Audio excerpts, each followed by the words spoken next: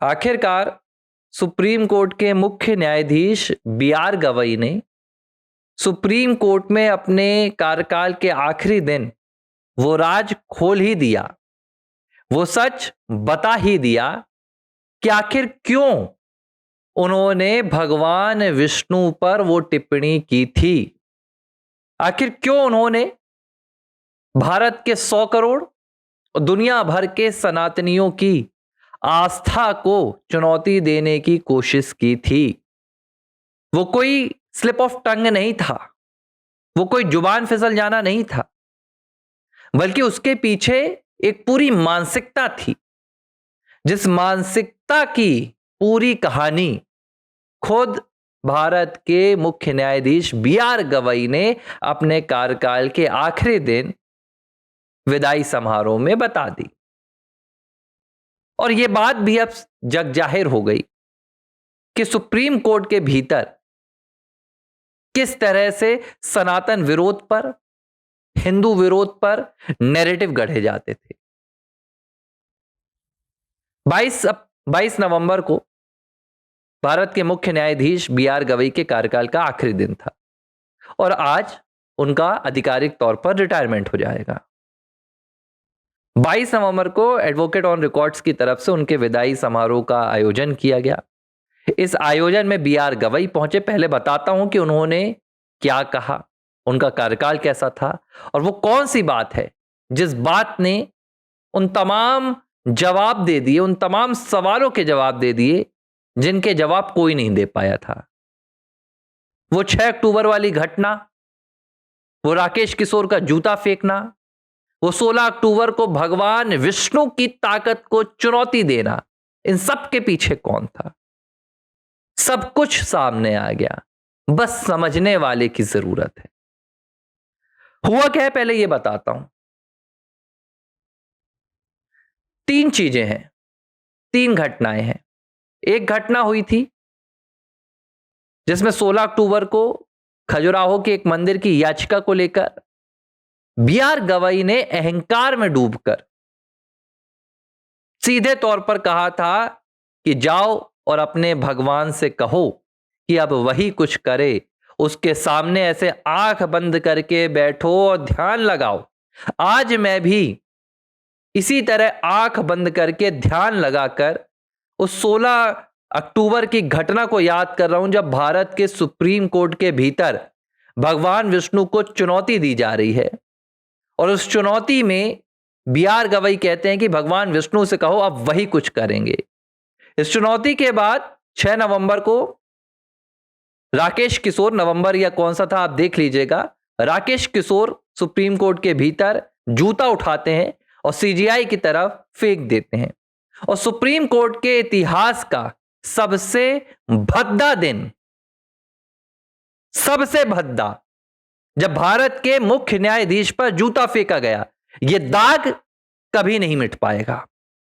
CGI Gavai पद से विमुक्त हो गए, रिक्त हो गए, विदाई समारोह हो गया, लेकिन भारत की न्यायपालिका पर वो जो दाग लगा था, वो दाग कभी नहीं धुल पाएगा। और ये दाग क्यों लगा था, क्यों दिया गया था भगवान विष्णु के खिलाफ वो बयान, वो विदाई समारोह में खुलकर आया।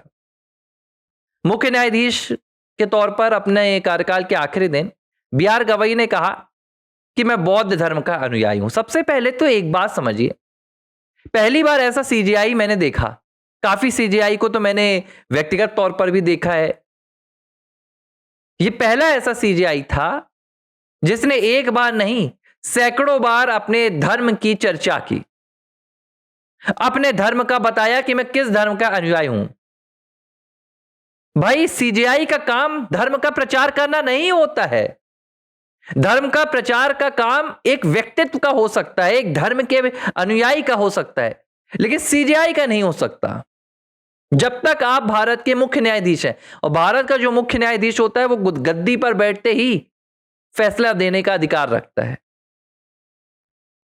ये फैसलों के दौरान भी कई कार्यक्रमों में जाकर बताते थे कि मैं बौद्ध धर्म का अनुयायी हूं। जबरदस्त प्रचार करने की उन्होंने कोशिश की।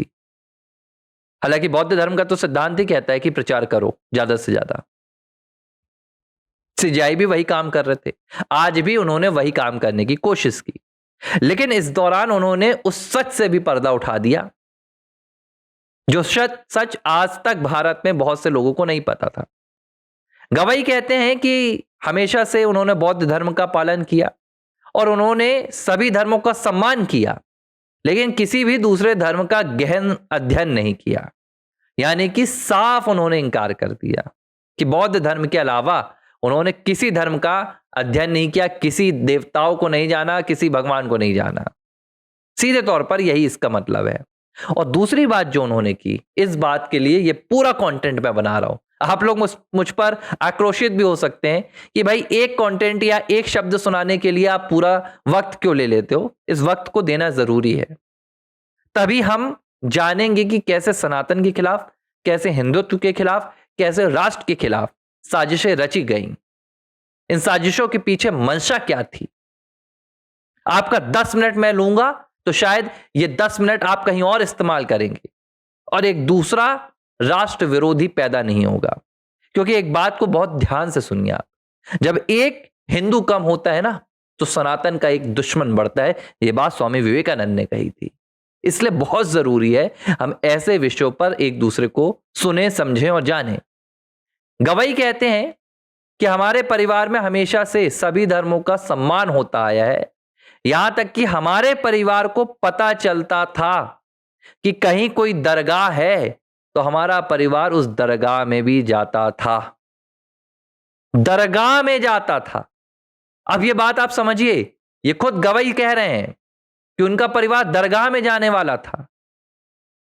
अब मुझे समझाने की जरूरत नहीं है कि वो चिंगारी क्यों उठी थी, क्यों भगवान विष्णु को चुनौती दी गई थी। सभी धर्मों का सम्मान है तो फिर अल्लाह को भी चुनौती दी जानी चाहिए थी, समानता से देखा जाना था। जीसस को भी चुनौती दी जानी चाहिए थी। वक्फ का फैसला भी, वक्फ का मसला भी सुप्रीम कोर्ट में था, किसी ने क्यों नहीं दी चुनौती।